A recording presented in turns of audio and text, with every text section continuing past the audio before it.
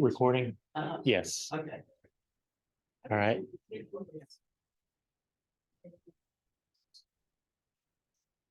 So when after I introduce you, I'm gonna go. I'm walking along. You're not believing. I probably think that.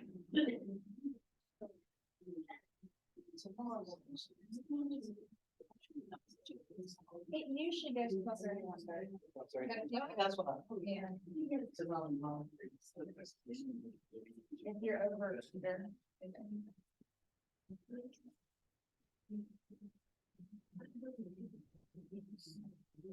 But that's true, the parking here. That's probably already filled out. It is because.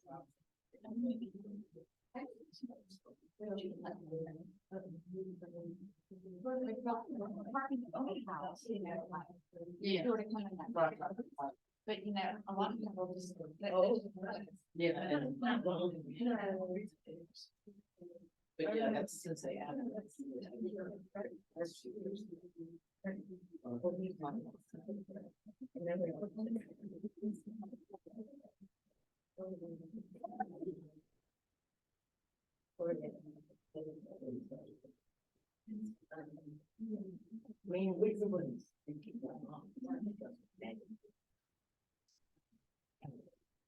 Ready?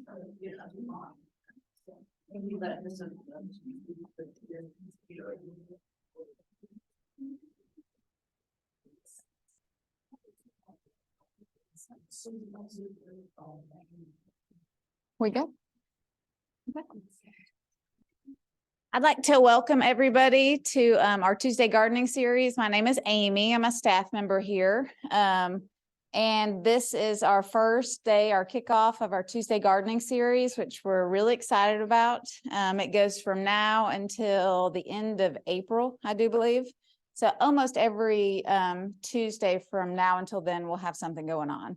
So we encourage you to check out the schedule online. I don't know if we've got any of these guides available, but I'll try to find some if you need them. But there's a lot we have. We even have a day trip. I don't know if that's full yet, but anyway, there's a lot of exciting speakers too. So we're really, really excited to kick it off with Margie from Minglewood.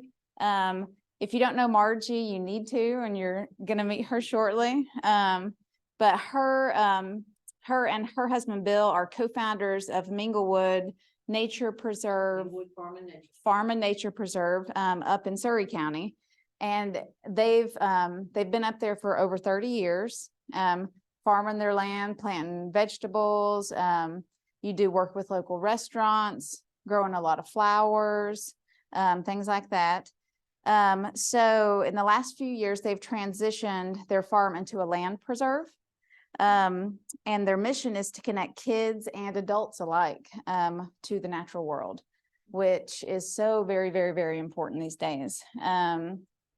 So they're doing really, really amazing work up there, and they are so passionate about their mission and their goals. And I just have nothing but the utmost respect for y'all. So anyway, she can tell you so much more than I can. So here she is. This is Margie Imus. Thank you very much, Thank you. Amy. That was very nice. Thank you, everyone, for coming out today. It's so great to see everybody. I see some familiar faces. I see some new people. Thank you all for coming out. Can you hear me okay? Everything good back there in the back? Good, very good. Well, Amy, thank you again for that very nice introduction. I really appreciate it. I am Margie Imus. My husband, Bill Imus, and I have been in Surry County for, we bought the first piece of land in 1986. We moved there in 88. We started farming in 92, and we've been doing it ever since. Golly, that's a long time. But it's been, it's been a great career. We're still hard at it. But as Amy said, a number of years ago, which is actually 9 years ago, we turned our farm into a nonprofit outdoor learning center. We're now a resource for teachers to connect children to the natural world through learning. We also, our mission is to connect young and old to the natural world through place-based learning in the North Carolina foothills and here in the Piedmont, because that is where we are located in the North Carolina foothills, but we are very active in Forsyth County, Stokes County, and Surry County now with our education. We now go to schools, we meet in green spaces, and schools also come to us at the farm. We have 65 acres there. Majority is native hardwood forest that's getting pretty mature, which is really, we're very proud of that. My husband's been a great manager of that forest. We have trails throughout. We also have meadows and creeks for data study, collecting, watershed studies and such like that. We have a couple of greenhouses. We actually only farm probably 5 or 6 acres if you include the greenhouses and our crops of woody ornamentals, which are flowering shrubs that we've also used in the industry. A little bit of my story also is that I had Minglewood Flowers and Gifts. Some of you guys might remember me from those days. I miss those days, but I'm very happy to be doing what I'm doing now. I know you guys are very happy with Bobby Boy down there in that location. He's doing a terrific job to follow up, and so is Russ with the wine shop also. But again, we're delighted to be doing what we are doing. We never thought this, you know, we did not see this in our future as young people. We didn't even see ourselves as farmers, honestly. My husband and I just wanted to live out in the country, have a family, and raise kids in the country. My husband was in the restaurant business. He had the Cumberland Cafe here in Winston a long time ago. Some of you guys might remember that restaurant. And he always loved the outdoors. He always enjoyed gardening and such. And so we started gardening at our place in Pilot Mountain. And then he built raised beds behind the Cumberland Cafe. And we were growing as much as we could. And then we realized that nobody was truck farming in Winston-Salem yet. It was happening big in the Chapel Hill, Raleigh area, but Winston had not caught on to that. And so we said, let's try it. And so Bill sold out his part of the restaurant. We went to the country, we got married, we went to the country, and the rest is history, pretty much so. And I'll tell you a little bit here with the slideshow.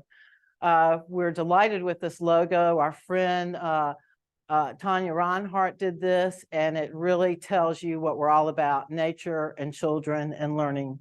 And we just love that logo. We're very proud of it. Should we? Sorry. I can do it from there if I need to. Got to have my tech people. I am not capable.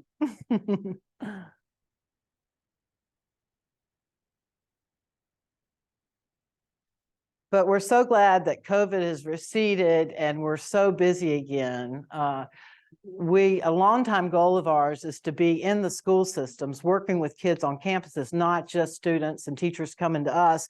We wanted to meet them on their campuses and connect them to the natural world there. And it was just starting to take off when COVID hit. 2020 was going to be our record year. 2023 is our record year. We are doing gangbuster numbers.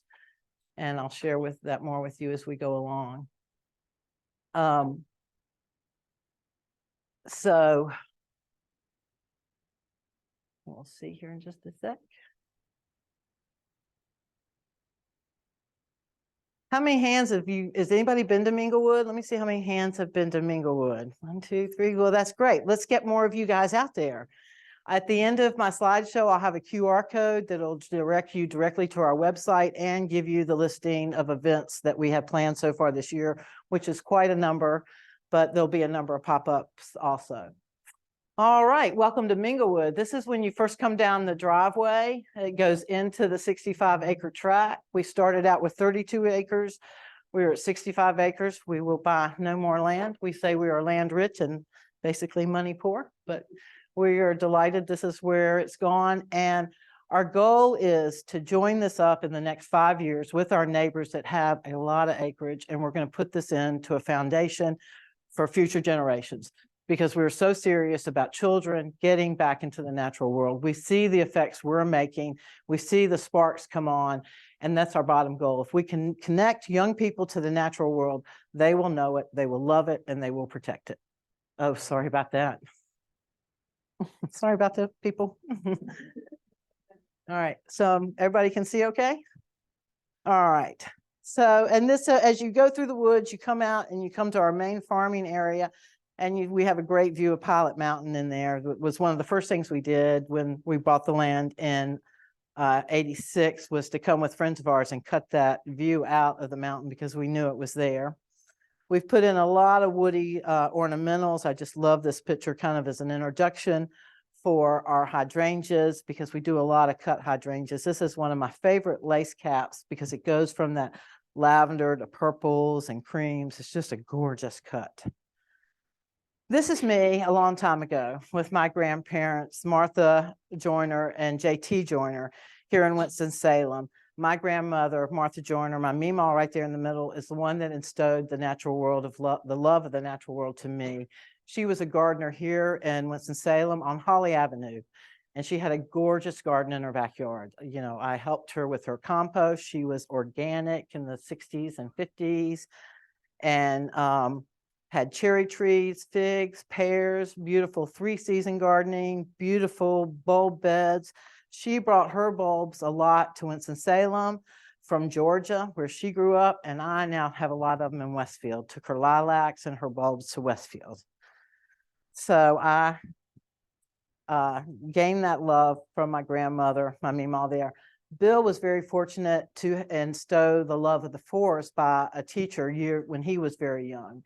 And so when he got introduced to the forest, he just fell in love with trees. So that's been his passion, along with farming through all these years too. But it was people that introduced us to the natural world, be it the forest, the garden, whatever, when we were young people, to instill that love. And so that's our job now, is to continue to instill that love to young people and older people. This is the best I could find from so long ago from the Cumberland, but you guys might remember that. It was a beautiful stained glass that was over the door. Our friend Betty Longinati did for us, actually. And Chip, our partner, kept that. We let him keep it because he kept the Cumberland a number of years afterwards. But that's basically where our whole decision decided, is to start being local farmers and supplying local restaurants and farmers markets. This is Bill as a young man, right when we first bought the property. You'll see behind him is all that grass area. That is now our farming area. It has a lot of deer fencing up.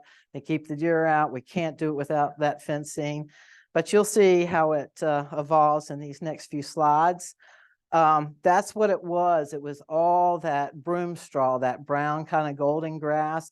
This was old tobacco farmland that was had been very depleted over many, many years. And so it took a lot of work for us to bring that back, a lot of leaf mulch, a lot of different organic items, and which Bill continues to stay between cover crops and organic supplements and such to place in there. This was our first garden behind our house there in Westfield, and my son, Will, who is now 34 years old. But I love showing that. This is also where our greenhouses are now. There's a lot of woody ornamentals there. It looks totally different from this photo that was taken. Will, it was probably taken, he was born in 89. It was taken in the early 90s, probably about 91 or so. And there we are with the broom straw behind us. That's now the farm and our young children. You can also see in that photo the forest. See how young the forest is? Take note of that as we go through these slides. You'll see how this forest fills out and has really matured over the last 30 years. That's my daughter, Chloe, who's now 29, living in New York City, and by some early raised beds on that same hillside. And there they are. This is a tent we do every year. We've been doing it, but the kids love it. That's my husband with our children, but we do it every year, and kids just love it. We've even had some birthday parties in there for some local kids, and we hang lights inside of it. But it's so fun to plan it and watch it grow up, and kids are amazed that we can do that. And it's like everybody can do that. Get you some posts. I tell children when they visit the farm, you don't have to have a farm. You don't have to have a garden. You can grow tomatoes or a sunflower on your front porch in a container. I want everybody to know that they can grow their food or some flowers. That's my Aunt Marjorie. Some of y'all might remember Marjorie Northup. She was the education leader here at Renolda House for over 25 years. I am her namesake. I miss her terribly. But this is our farmer's market booth in Winston-Salem Farmer's Market. And we did that for years. And Marjorie would always come by the booth and come by from my niece, come by from my niece. She was wonderful. But wasn't she though? But she was great. And that farmer's market was so good for us. And that's where my flower business took off. I started bringing flowers. People would bring me their containers. I would quickly put some flowers together. Then they asked if I could help with their party. And somebody asked if I could help with the wedding. It's like, well, I've never done it, but I'll try. And it was successful. And then I had a dream. I had a dream I was going to have a flower shop at Fabian's Restaurant. Y'all might remember Fabian's Restaurant, I hope, here in Winston. Fabian was one of our biggest supporters. He was all about seasonal food. And I had a dream, and I told Fabian, I had a dream, I'm going to have a flower shop here. And I was like, God, that's a great idea. And I was like, well, Dr. Temple, who had the dentist office there for over 20 years, I was like, he's never going to leave. Well, a couple of years later, he left. Fabian called and said, Margie, you should take it. We discussed it. We did it. I did it for just right over 8 years. And then when we got our nonprofit status, I went home to take unit charge with Bill to do the nonprofit and run the learning center. But Fabian was so good. He would place his order with us to deliver his goods, but he'd say, put me at the end of your route, but hold my stuff for me. And I'd pull in and I might have an extra box of tomatoes, an extra case of eggplant or something. He's like, I'll take it. I'm going to take it all. I was like, you're kidding. He's like, no, Margie, I love your stuff. And I'd go in a few days later or the next week, and he'd have the eggplant hanging in a cheesecloth bag in the back of the walk-in, or he'd have all the tomatoes coming out of the oven from roasting the night before, have them canned in jars of olive oil and garlic. So he could use our produce year round. He would preserve the season, but we just greatly appreciated Fabian and his focus on local foods. He just did a magnificent job. But the farmer's market did a number of years until I opened the flower shop, and I went to the flower shop. And during that time, we continued, and Bill and help continued to produce a lot of vegetables, continued doing that. This is a mix of our Zephyr squash and little patty pans. That yellow and green squash is what I'm calling the Zephyr. That squash we have grown for 30 years. I cannot recommend it enough. If you want to grow a squash, grow that Zephyr squash. It's tender, it's sweet, it's even tender as it gets large. We will continue to grow that squash. There's a flower example of local flowers to the left, a variety of our different tomatoes we grow. That's a small growing area down below the greenhouses now. This is some of the pictures where you saw our kids earlier as the land is evolving and we're growing more and more. This is also the greenhouses. You might notice there is the wellhead, that kind of green little thing in the top right-hand corner. That's right about where my son was standing with the little wagon and such all those years ago. So you can see how the land has really grown and matured, and we've pushed the farming just about everywhere we can without taking out forests, which we won't do. This is a crop just a couple of years ago of tomatoes and assorted peppers. We do everything in succession. We want the season to last as long as we can. We'll plant squash 3 or 4 times, tomatoes at least 3 to 4 times, green beans 2 to 3 times, just because we know we can get that much out of the season. We want to, supply our folks the best we can. We are more of a demonstration farm now. We are not growing the volume we used to because our focus now is on education, but we're all about influence young people to continue farming in North Carolina. Okay, did you guys see the statistics in the journal just this past week? Oh, I should have written it down. North Carolina is up to lose 50% or more of our farmland, I want to say in the next 20, 25 years. Check out, the article was in Monday's paper, I believe, or Sunday's paper. You guys go back and look at that. It was alarming. North Carolina is second in line in the whole country behind Texas to lose farmland. Farmland is so important. You guys know it because you've seen what's happening in California. They're losing their water. People are coming to this. We are the 9th fastest growing state in the union also. So there is no more farmland in Forsyth County. There is still farmland in the surrounding counties. But my husband and I firmly believe North Carolina is set up to take on major farming from the west because we're in the middle of the Atlantic coast. We can be a huge supplier to pick up the slack from California and the Southwest, and we're all about that. Tomorrow we speak to the sustainability department at Surry Community College. They come to us, we use their interns. Our doors are open to help any young person that's interested in farming. There's so much idle farmland in Surry County and Stokes County. We want those kids to know they have an opportunity. They can be niche farmers. Everybody wants to know their farmer. Everybody wants to, not everybody, but a lot of people want to know their farmer. They want to know where their food comes from. And part of our job is also to educate folks to eat seasonably and locally. Let's stop so many carbon miles. Let's maybe think about not eating strawberries in December, unless they're coming out of a local greenhouse. It's just little things that can make a difference for our world. And so if we can teach these young farmers, that's what we're about to. Just a few examples of other stuff we grow, a lot of sweet potatoes. This is a pretty mandala I did years ago with scarlet turnips and hikura turnips, and there are little flowers in the middle. More rainbow Swiss chard is a big crop for us. The sun gold tomatoes, if you don't grow those, you should be growing those. They are like candy. This is a picture we took early on. Let me tell you just a little bit of the story about how we got into this. When our children were young in the public school system up there in Surry County, we were invited to come speak to one of their classrooms. And we said, okay, we'll do that. And we brought a few vegetables in. We brought some edible flowers because edible flowers has been a good business for us and for our restaurants. And it was a lot of fun.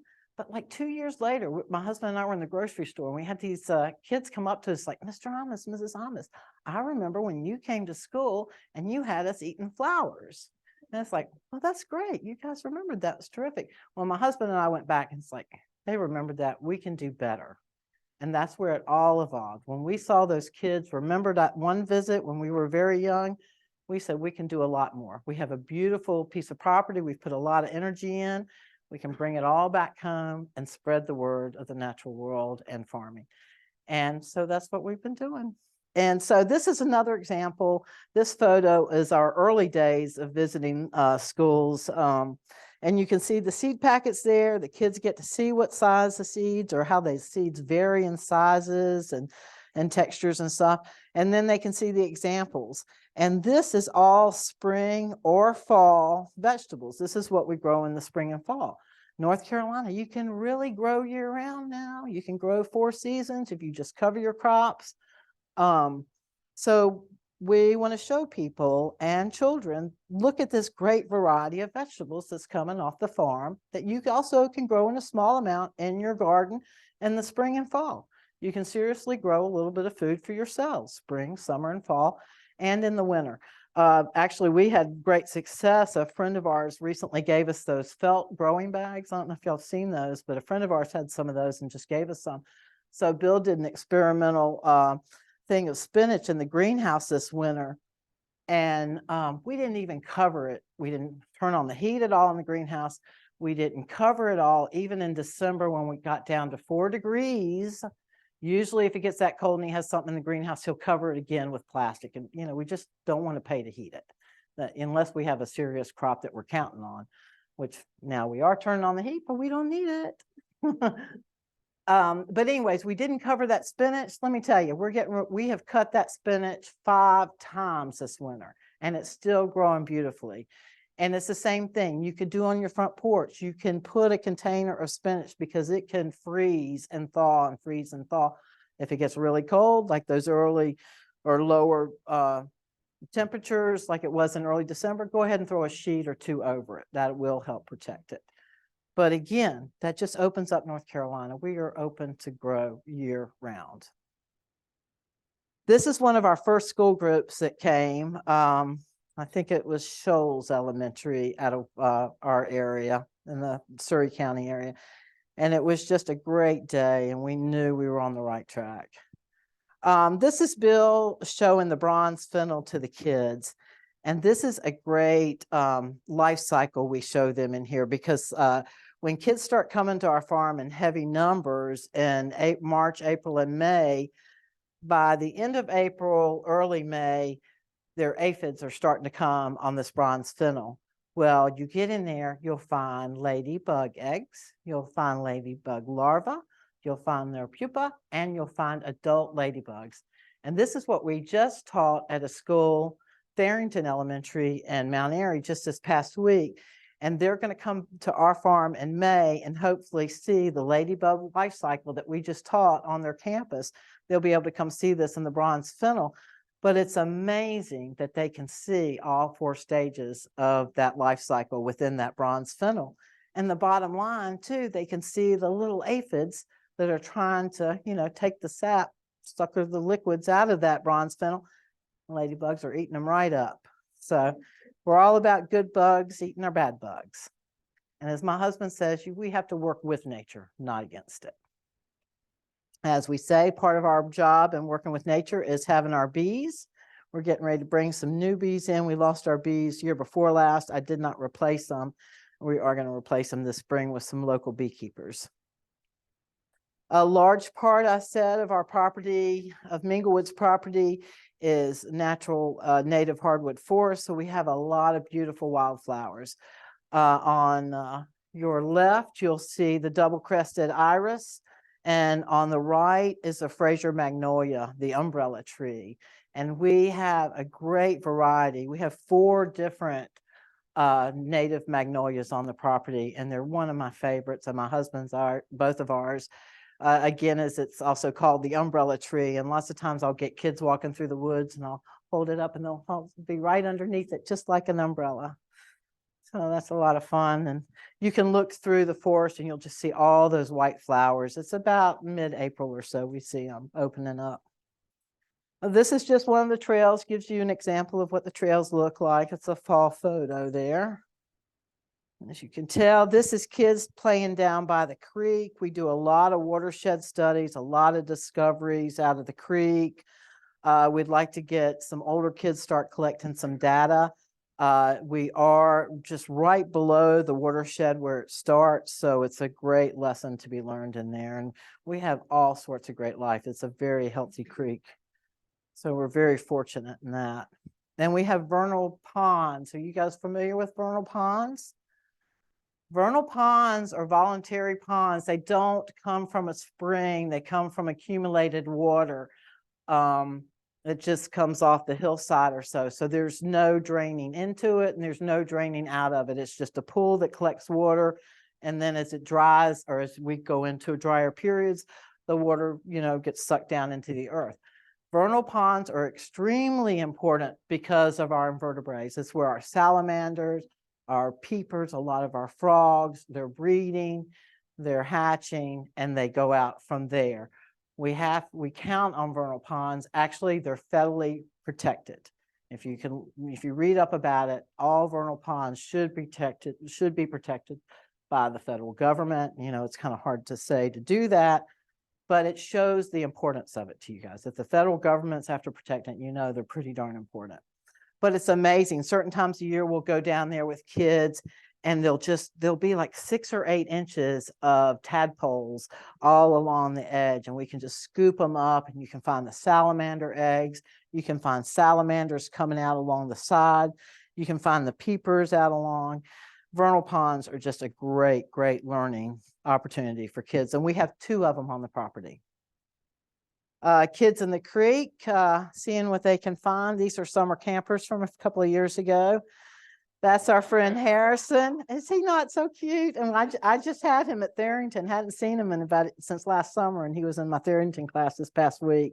And he's found a salamander. You'll see in his, isn't he a doll? And then on the picture on the right, they have made origami boats out of wax paper, and they're going to race and see how the current takes it.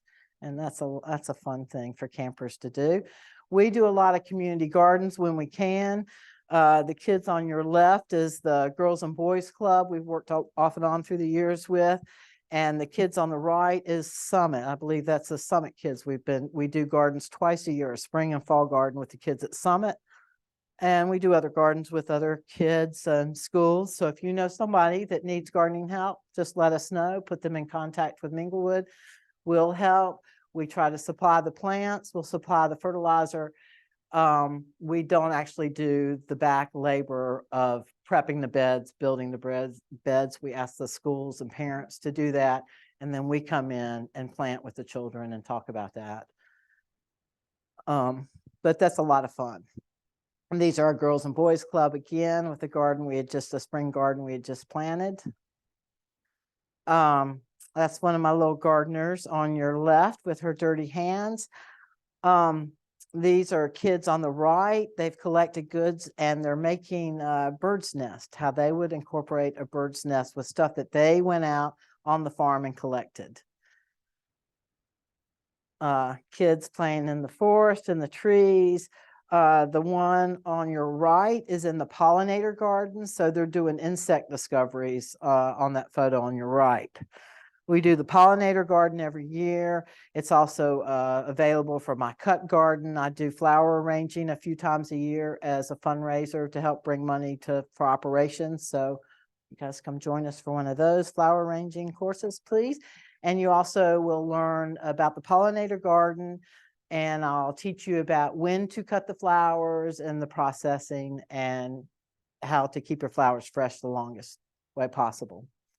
We also do a program called Toddler Treks. These are our kids, some toddlers and their parents and grandparents. When they come, we read a little story, and then each kid gets a backpack with a sprayer and a magnifying glass, and we go on a little trek in the woods, and they can't spray enough, I'll tell you. But they're spraying the moss and spraying the bark and the rocks, and it's a lot of fun. This is the Carolina lily. Are you guys familiar with the Carolina lily? That is the wildflower of North Carolina, our native wildflower for North Carolina. We had this on our property when we first came years and years ago, but the deer eat it. It's a lily and the deer eat it.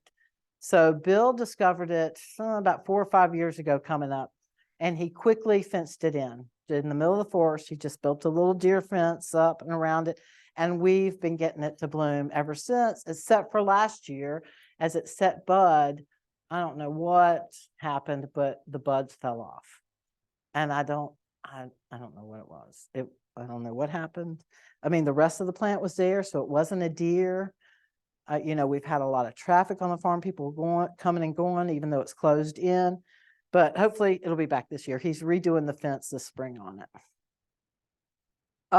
On your left, you'll see Kids Discovering Seeds. That's a seed study with Farmer Bill inside the greenhouse. We do a lot of seed collecting and sharing off the farm. And so right there, they're looking at a lot of the native wildflower seed we had picked or harvested.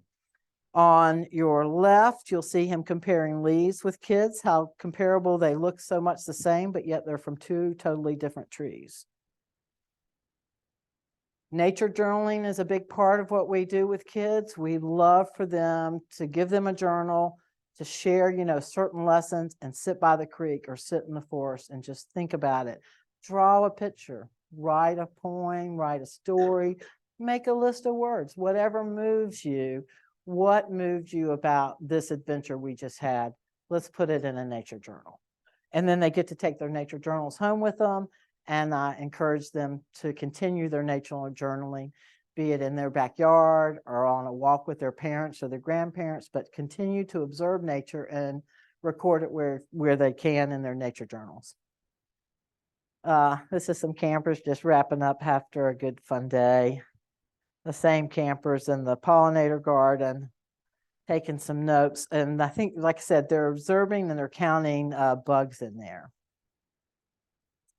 A fun thing we've done for years is nature confetti jewelry. When we do public booths, we invite children in to do some hands-on project or craft, and the nature confetti jewelry is always a lot of fun because I bring flowers, I bring fresh herbs, they tear it up like confetti all on the table, and then it's just duct tape. They'll stick it on the basket, and see, you can see it on the mom's arm, has it behind her, and this little girl has her front one, but it's a lot of fun. And then the boy on your left, he's hiding inside that tent. And that was a group we had last year, and the girls, you know, everybody, the girls want it and then the boys want it. And so the girls were in there and they said, there's a boy in here, there's a boy in here. And so I was like, I go over there and say, well, where is he? And that little boy was hidden on the far edge inside the tent under those greens, and see his smile. And I was like, oh my gosh, where did you come from? He was very well hidden. It's like, okay, you'll get your time in a little bit with your friends. So leave the girls alone for now. So this is what the nature confetti table often looks like right there. You can see the bucket of fresh herbs on one side, flowers to the other, and the kids just love tearing it apart. And then plus they can, you know, bruise the pineapple sage or bruise the rosemary on there and enjoy those wonderful scents along with the pretty colors.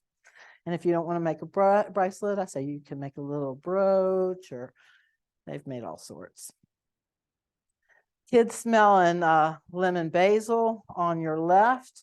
They're observing a chakuga beet there on your left. Those twins, you see those twin girls? They have come to the farm numerous times. They are so cute, those identical twins.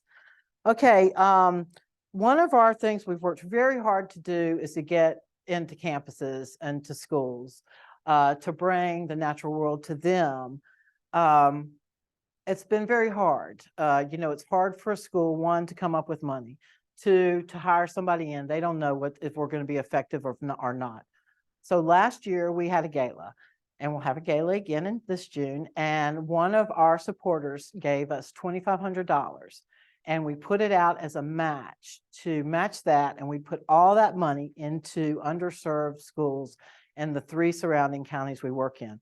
We raised just shy of $6,000, you guys, that all went toward this on-campus learning. Let me tell you, you ready? We've done over 1,800 kids this year just on on-campus learning. Woo! I'm very proud of that. Thank you very much. Well, it was in great thanks to our followers and our supporters. We could not have done this without them. Schools, we approached this telling them the programming was paid for. Myself and our staff would go in and do these lessons. Before we get out the door, they'd be saying, when can you come back?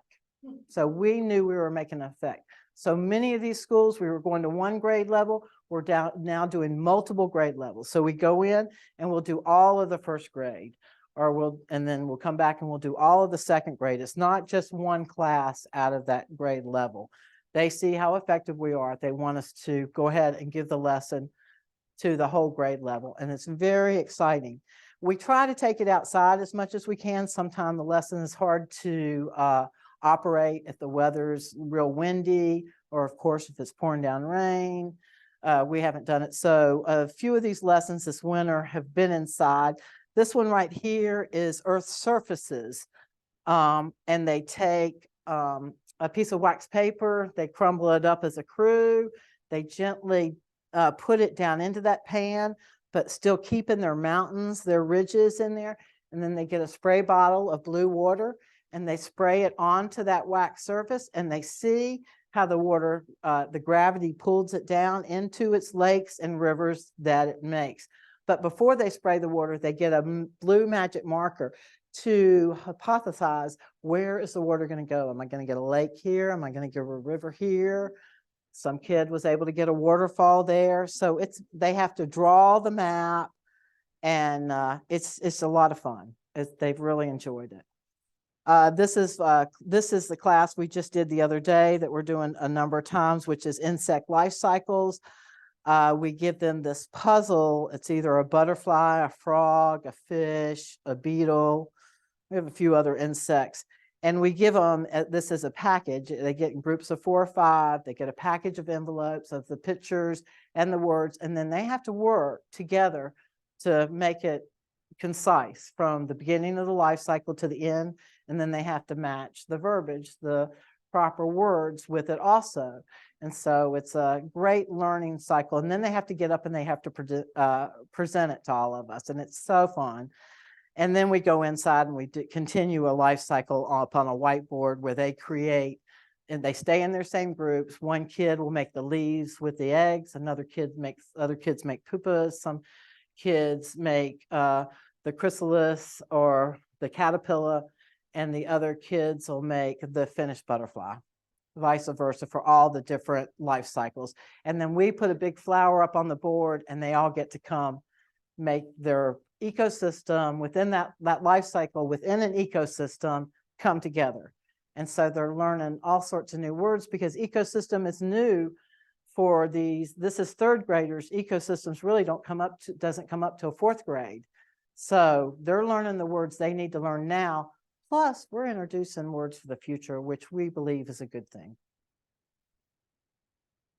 This is outside working with our kids doing a web of a food web where they learned about how the natural world depends on one another. So, as the birds fall out, what else is going to fall out, And so they drop parts of their food web and they can see how everybody is dependent upon each other.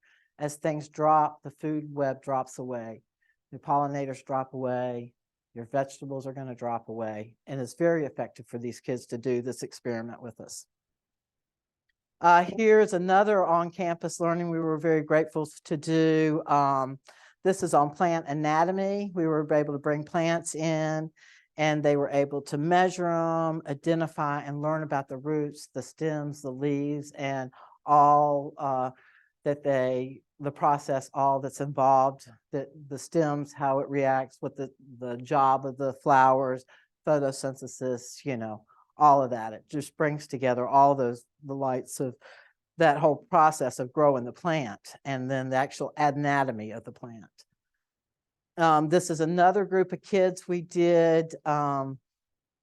This was ecosystems, that's what it was. And these kids made frogs and tadpoles and again, the eggs and stuff. And then we it was a really rainy day. So again, we put it down on the floor. And I wish we'd gotten a picture of it more completed because they did more leaves and stuff around it. But if you look up, you can see their frogs that they made and their tadpoles. And that's their eggs in the back right-hand corner. They were eggshells. And then we took bubble wrap and they wrapped that around and put little black dots as the eyes or the eggs inside. And it was pretty effective. So they love to see their ecosystem come together. This was another, which one was this? Let's see. Oh, rocks. We were talking about geology and rocks and the makeup of rocks. And outside, I'm talking about rocks and volcanoes. And we're creating a volcano and they're seeing all the bubbles that are coming out of that volcano, which is actually our rocks with all the holes. And they see the holes within the bubbles. And then I show them a piece of volcanic rock with the holes in it and extroverted, introverted rock, sediment rock. It just opens up that whole lesson for them. But that was my section right there. And the one on the right, another team worker has different colors of Play-Doh. And she's teaching them about sediment rock. And when they press it all together, they can see the different layers of all the different sediment and how sediment rock is created. This was another group we had just wrapped up talking about aquatic and terrestrial, the difference between that. And then we go back to the farm. But I really wanted to share you guys with all those past pictures of these kids. This has been hugely successful doing this on-school learning, on-campus learning, in-classroom learning. And again, this is something my husband and I as co-founders have really pushed for. And when we were really getting ready to take off with it, people were getting interested about COVID hit, as I told you.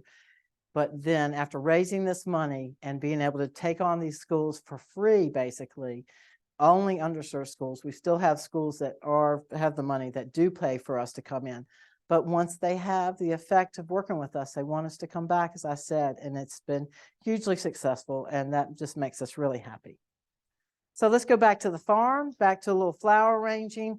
This is what we do also to raise money. I do flower arranging a couple of times a year. You can find it on I'll share the QR code with you in just a few minutes with events. But that's a fun morning to come up and hang out and do flowers with us. We also do dinners as fundraisers. We were doing Sunday suppers for a while. We're going back to galas. The gala was hugely successful last year. Sunday suppers are fun, but they're a lot of work. And we're not getting any younger. And we're getting a great team behind us, but we decided to set up for one big party for 80 people instead of 4 different parties for 30 people. It's much easier and better money. It's easier for operations money and to raise money for actually on-campus learning opportunities. So we're hoping to do that gala in early June. Stay tuned. We do have one other dinner that is scheduled for the farm, and this is going to be a great opportunity for everybody if you get signed up pretty quick. It'll be September 17th, so it's a good ways out. I think we have I'll have to double check that my team has the tickets available. It is with Jordan Rainbolt with Native Root. Are y'all familiar with Native Root? She is a fantastic pop-up chef here in Winston-Salem. She does a lot at the breweries. She did some full moon dinners over at Winston-Salem Junction. She's very talented. She's all about local foods, indigenous food. She herself is an indigenous woman, but she is coming September 17th to do a small Sunday supper for us, probably about 32 people. But Ken Krause is also coming. I don't know if y'all are familiar with Ken Krause. He's one of the most well-known mycologists and foragers in the Southeast. He's well-known actually throughout the country and travels the world speaking about mycology especially. But Ken has been to our farm numerous times. He's a friend of ours, and he is coming back again. This will probably be the 3rd time he's been to our farm to lead a foraging workshop. It'll be focusing hopefully on fungi if the summer is good to us. But it's going to be foraging and mycology with Ken Krause. And then we'll follow up with a dinner with Jordan Rainbolt and Native Root on the farm. So that'll be a fun outdoor dining experience for us. And again, back to the farm. That's our corn and our sunflowers. This is our new sign we just put up with part of our team there. We were very fortunate to get that sign just this last year. And that about wraps it up. I'll leave those up for our QR codes. You'll see the one on your right is the upcoming events. We will continue to add to that. Minglewood's website is there to your left. Also cue you right to our educational opportunities, also our events where we'll be popping up around town, and the events at the farm. I think that's it. Let's see what else. And there we are, wrapped up with all our kids. Yeah, that's it. I sure can. Yes, I sure will. Oh, sorry. No problem at all. I'll leave those up. All right, I'll take questions, or as I say, comments too to my kids. Anybody got any questions? Yes. What's the approximate cost of visits? It varies. A half a day is 175, a full day is 300, and that covers 2 to 3 staff members, depending on how big a group they are. Usually, majority of them get done in a half a day. There are some larger schools that I have, for instance, Tharrington and Elk and Mount Airy. They have 100 kids plus, and they only do K through 2nd. And so last week when we were there, we did 7 classes. It was their 2nd graders, and it was that insect life cycle. But it was 7 classes of 14 to 19 kids each time. And we stayed all day and did it. And, you know, the first 2, we did 2 classes in the morning, had about an hour lunch break. And then it was boom, boom, boom, 5. And it's like my coworker and I was like, oh my gosh, this is going to be a lot. And then before you knew it, it was over. It was like, God, it went by so fast because the kids were so great. They were so into the lesson, and it was a joy for all of us. And next thing we know, the day was. So. Thank you very much. I think it is too. I actually think it's considering the lesson plans that go into it and the materials. Thank you very much for saying that. because my coworker and my husband, my lead educator, and I have been discussing that. And, you know, everybody needs to be paid appropriately. And we're growing our staffing. Our education demands are really growing. And so I've got to get a couple of more part-time educators. We have some great volunteers that help us pick up some slack in areas on field trips that are environmental, North Carolina environmental educators trained, and they are neighbors. So they have been very great to come and help us when we need extra help, when we have extra large groups. But yeah, we are growing. Any other questions? Yes. So your land is in a conservancy or? Is that It is now, it is still privately owned by ourselves, but we are on a dead end dirt road, and our neighbors have a couple hundred acres. They don't have children. And so this winter we're talking to our lawyers. We're putting our land in a 5-year lease with a 5-year option for the nonprofit to show, you know, we are seriously behind what we're doing. We're not going to fade on this. And then the next thing is to bring the land together, you know, for our children, not necessarily to own, maybe take 10 or 20 acres out for themselves, but the rest of it stays for future generations. We're right there in a beautiful area in the foothills. And if we get it, you know, it'll be over 300 acres when you put our 65 acres with our neighbors' 200 plus acres. And that's a great expanse of land. If you look at, excuse me, if you look at us on Google Maps and you look at the satellite photo, you'll see how our forest really stands out. North Carolina forests are getting clear cut left and right. I don't know if you guys have noticed or read about it, but we are rapidly losing our forest in this area throughout the Southeast. And it's due to the pellet industry, and I'm going to leave it at that, but you guys look that up maybe. But if you look at our satellite Earth photo, you'll see how Minglewood's forest stands out, and our neighbor's land that adjoins us stands out, because the timber is so young, or it's getting clear cut all around us.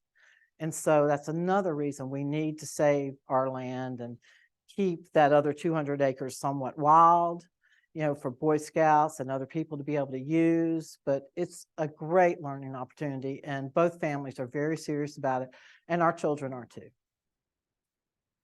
Question? I was gonna ask the same thing about it. Yeah. So yeah, we're trying to figure that out, because it is a goal of ours to leave it for future generations. We were very, very fortunate to find this piece of land. We looked for it for over 2 years, just about every weekend. And I actually was teaching at the Sawtooth Center. And one of my students said on my card, I was living in Pilot Mountain at the time. And she said, "Oh, I see you're from Pilot Mountain." I was like, "Yeah, I love it up there." She said, "I'm from Westfield." And I was like, "I love Westfield. I've been looking for property up there for a long time." She's like, "Well, my uncle owns a bunch of land. Maybe he'll sell you something." And she came to class the next week and said, "He's got 32 acres. He'll think about selling you." It wasn't even on the market. And so Bill, I went and looked at it right away, and I loved it. The timber was a little young. It had probably been timbered about 30 years earlier. And so that was a hard sell to my husband, because he was really wanting to buy a mature forest, and you just really can't hardly find. Even back then, you couldn't. Everybody clear cuts their land and then they sell it. That's how most people do it. They'll cut their timber and then they'll sell their property because they make extra money. Well, I think if they held on to the forest, they could get that much more money for their property if they didn't clear cut it. But that being said, I forgot where I was going with that. Just that forest is very valuable, and it's not just in money, not just in money at all.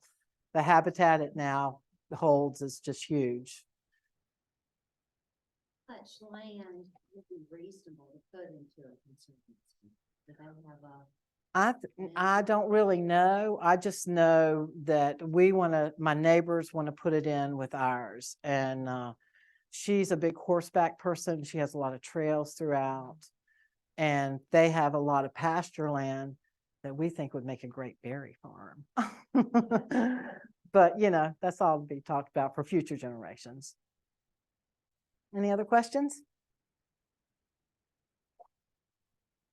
Well, thank you all.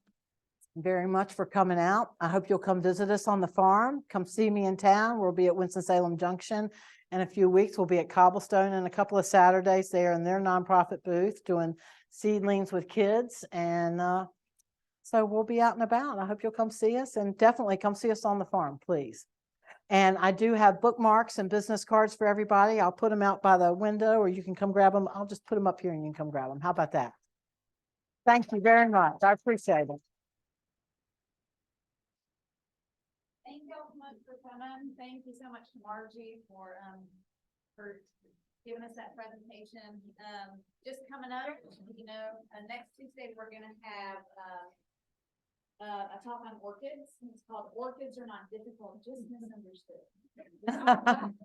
That's gonna be followed later in the week by the Triad Orchid Society is gonna have their show and auction, a sale and show in here. But you can have an opportunity to buy orchids.